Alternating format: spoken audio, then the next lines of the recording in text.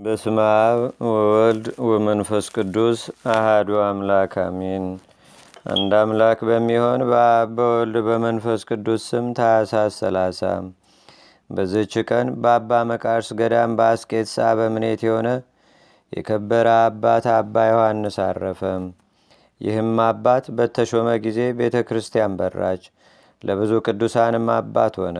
ከእርሳቸውም ውስጥ ታላላቅ ከዋክብት የሆኑ አባ ጋርጊና አባ አብርሃም፣ የአገረ ተሙዝ ኤጲስቆጶስ አባ ሚናስ፣ የአገረ ሰሃ አባ ዘካርያስ፣ ለብዙ ሰዎች ነፍሳት ወደብ የሆኑ እነርሱን የመሰሉ ሌሎችም ብዙዎች አሉ። ለሕዝቡ ቅዱስ ቁርባንን በሚያቆርብ ጊዜ ኃጢአተኛውንና ጻድቁን ይገለጽለታል። ከቅዱሳን መላእክቶቹም ጋር ጌታችንና አምላካችን መድኃኒታችን ኢየሱስ ክርስቶስንም በመሰዊያው ላይ ብዙ ጊዜ አየው። በአንዲትም ዕለት ሥራው የከፋ አንዱን ቄስ ወደ ቤተ ክርስቲያን ሲመጣ አየው። ከእርሱም ጋር ያሉ ብዙዎች ርኩሳን የረቀቁ አጋንንት ከበውት አፉን ውስጥ ልጓም አድርገዋል። ወደ ቤተ ክርስቲያንም ከመግባቱ በፊት የእግዚአብሔር መልአክ ከመሰዊያው ወጥቶ በእሳት ሰይፍ ከእርሱ ከቄሱ መናፍስትን አሳደዳቸው። ቄሱም ወደ መቅደስ በገባ ጊዜ መቀደሻውን የክህነት ልብስ ለበሰ። ሁለመናውም እንደ እሳት ሆነ። ቀድሶም ለሕዝቡ ሥጋውንና ደሙን አቀበላቸው። ልብሰ ተክህኖውንና የመቀደሻውን ሽልማት ከላዩ አውልቆ ወደ ውጭ በወጣ ጊዜም እነዚያ የጠቆሩ መናፍስት ርኩሳን ተቀብለው እንደ ቀድሞ አደረጉበት። አባ ዮሐንስም ይህ ነገር ለመነኮሳቱ ሲያስረዳ እንዲህ አላቸው። በቅዳሴ አገልግሎት ጊዜ ለኃጢአተኛውና ለጻድቁ ቄስ ልዩነት የለም። ስለ ሕዝቡ እምነት የአህብስት ተለውጦ የክርስቶስን ሥጋ ይሆናልና፣ ወይኑም የከበረ ደሙን ይሆናል። ዳግመኛም በምሳሌ እንዲህ አላቸው። በብረት በወርቅና በብር ላይ እንደሚቀረጽ እንደ ንጉሥ ማኅተም ነው። ማኅተሙም አይለወጥም። እንዲሁ ከካህናትም የክህነት ጸጋ አይለወጥም። እርሱ እግዚአብሔር በጊዜው ጊዜ ለሁሉም ለእያንዳንዱ እንደየሥራው ይከፍለዋል እንጂ። ይህንም የከበረ ዮሐንስ ታላቅ መከራ ደርሶበታል። አረማውያን በርበር ማርከው ወደ አገራቸው ወስደውታልና እያሰቃዩትም በእነርሱ ዘንድ ብዙ ዘመን ታስሮ ኖረ። ከዚህም በኋላ የክብር ባለቤት ጌታችንና አምላካችን መድኃኒታችን ኢየሱስ ክርስቶስ ወደ ገዳሙ መለሰው። ከመሞቱ በፊት የሚሞትበትን ጊዜ አውቆ መነኮሳቱን ሰበሰባቸውና የወንጌልን ትእዛዝ ይጠብቁ ዘንድ በሰማያዊ መንግሥት በጎ ዕድልንም ርስትንም ከእርሳቸው ጋር ይቀበሉ ዘንድ እንደ ቅዱሳን አባቶች አካሄድ እንዲጓዙ አዘዛቸው። ከዚህም በኋላ ጥቂት ታመመ። ነፍሱንም ሊቀበሉ የቅዱሳንን አንድነት ሲመጡ አያቸውና ፈጽሞ ደስ አለው። ነፍሱንም በእግዚአብሔር እጅ ሰጠ። መነኮሳቱ ወደ ከበረች ቤተ ክርስቲያን ተሸክመው ወስደው በመዘመርና በታላቅ ምስጋና ገንዘው ቀበሩት። እርሱንም ከመውደዳቸው የተነሳ ከተገነዘበት ልብስ ቆርጠው በእነርሱ ዘንድ አኖሩት። ለሚታመም ሁሉ የሚፈወስ ሆነ። የዚህም አባት ዕድሜ 90 ዓመት ሆነ። በግቢግ የሚሏት መኖሪያው እስከ ዛሬም ድረስ አለች። ለእግዚአብሔርም ምስጋና ይሁን። እኛንም በዚህ አባት ጸሎት ይማረን፣ በረከቱም ከእኛ ጋር ትኑር ለዘላለሙ አሜን። ሰላም ለዮሐንስ ዘተሰምየ ሊቀ በውስተ አስቄት ይምራ ዘለመቃሪዎስ ደቀ ለመገብሩ ጌጋየ ወለመገብሩ ጽድቀ በማይተመ ንጉሥ ምሳሌ ግብረ ካይናት አይጾቀ ዘያትሙ ቦቱ ሐጺነ ወርቀ። በዚችም ቀን ደግሞ የተመሰገነ የአባ ዮሐንስ የዕረፍቱ መታሰቢያ ነው። ይህም ተጋዳይ የመንኩስና ልብስን ከለበሰ ጀምሮ የትንቢትና በሽተኞችንም የመፈወስ ሀብት ተሰጠው። ዜናውም በሀገሩ ሁሉ ተሰማ። ይህን አባ ዮሐንስን ሁልጊዜ የሚጎበኘው አንድ መኮንን ነበረ። የመኮንኑ ሚስት ወደ አባ ዮሐንስ ዘንድ እንዲወስዳት ባሏን ታምለውና ታስገድደውም ነበር። እርሱም የከበረ አባት አባ ዮሐንስ ከ40 ዓመት ጀምሮ የሴቶችን ፊት አላየም አላት። ከዚህም በኋላ መኮንኑ ሄዶ ሚስቱ ያለችውን ለአባ ዮሐንስ ነገረው። አባ ዮሐንስም በእግዚአብሔር ፈቃድ የፈለገችውን እፈጽምላታለሁ አለው። በዚያችም ሌሊት የከበረ ዮሐንስ ለዚያች ሴት በሕልም ተገልጾ እንዲህ አላት። ጻድቅ ያልሆንክ ወይም ነቢይ የእኔን ፊት ታይ ዘንድ የምትሺ አንቺ ሴት ከእኔ ምን አለሽ? እኔስ ከአንቺ ምን አለኝ? እንግዲህስ ፊቴም ማየት አትሺ። ይህንንም ብሎ በላዩዋ ጸልዮ ባረካት። በማግስቱም የከበረ አባ ዮሐንስ በመንፈስ እንደታያት ለባሏ ነገረችው። መልኩንና አምሳያውንም አመለከተችው። ከዚህም በኋላ ከብዙ ሙግስና ምስጋናም ጋር ባሏን ወደ አባ ዮሐንስ ላከችው። የከበረ ዮሐንስም ባሏን ባየው ጊዜ ፈገግ ብሎ የሚስት ምኞቷ የተፈጸመላት አይደለምን? በዚህች ዕለት በእግዚአብሔር ፈቃድ አግኝታኛለችና አለው። መኮንኑም ሰምቶ ከትሩፋቱና ከደግነቱ የተነሳ እጅግ አደነቀ። ይህም አባ ዮሐንስ ጭንቅ በሆነ ተጋድሎ 90 ዓመት ያህል ኖረ። ከዚህም በኋላ በሰላም አረፈ። ለእግዚአብሔርም ምስጋና ይሁን። እኛንም በዚህ አባት ጸሎት ይማረን፣ በረከቱም ከእኛ ጋር ትኑር ለዘላለሙ አሜን። ሰላም ለዮሐንስ ዛይረመ ህይወቶ እምነጽሮአን ዛያስቶ ይቤላ በህልም ለእንተ ጽቀር የቶ ትርአዩ ዘተመነይኪ ገጸ ከንቶ ሚሊተ ወለኪ ብሲቶም። በዚህች ዕለት የመኮንኑ አርያኖስ የጥፍሮቹ ታላላቆች ኮሪዮንና ፊልሞና ከእርሳቸውም ጋር ካሉ 40 ወታደሮች ጋር በሰማዕትነት አረፉ።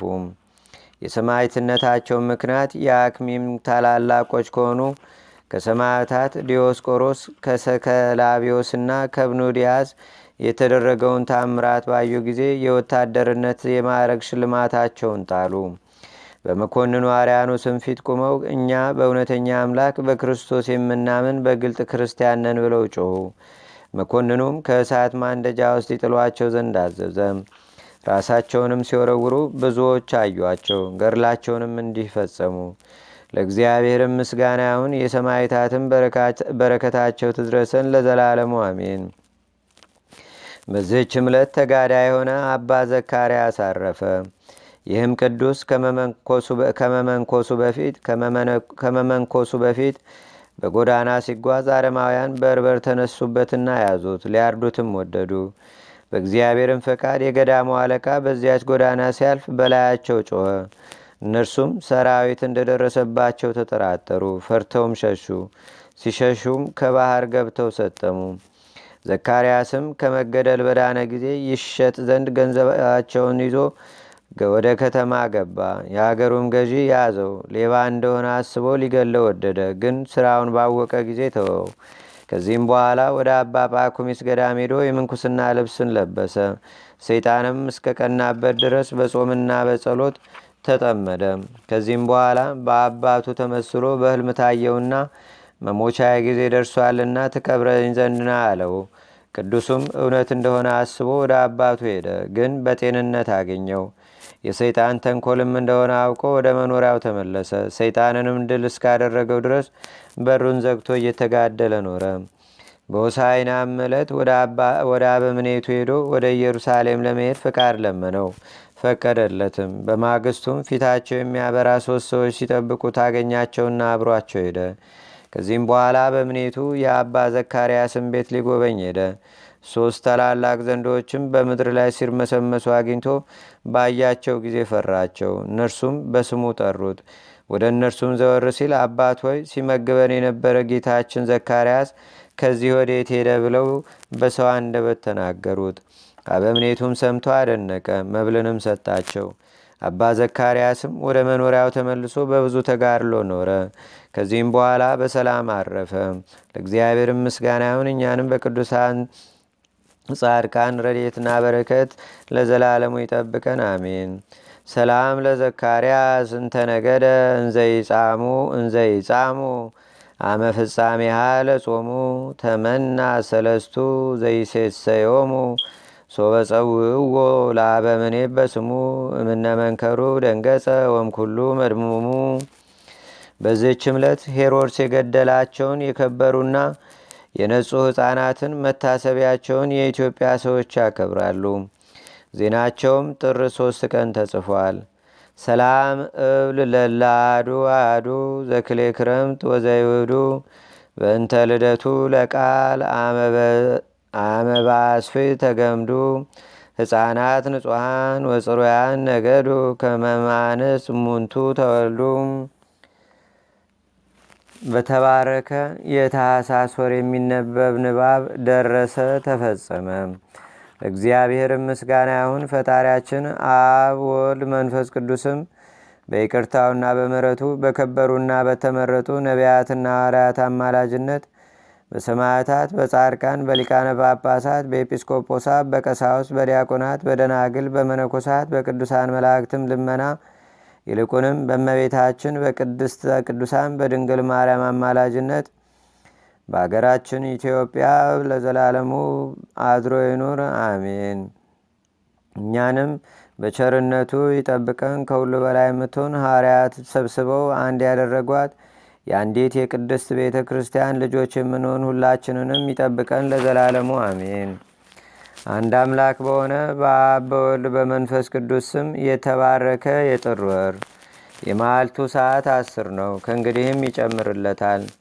በዚህችም በጥር 1 ቀን የዲያቆናት አለቃ የሰማዕታት መጀመሪያ የሆነ የከበረ ቅዱስ እስጢፋኖስ ሰማዕት ምስክር ሆኖ አረፈ። በዚህችም ዕለት በከሃዲው መክስሚያኖስ ዘመነ መንግሥት ከሶርያ አገር የከበረ ለወንድኒዎስ በሰማዕትነት አረፈ። በዚህችም ቀን የእስክንድርያ አገር ሊቀ ጳጳሳት የከበረ አባት አባ መቃርስ አረፈ።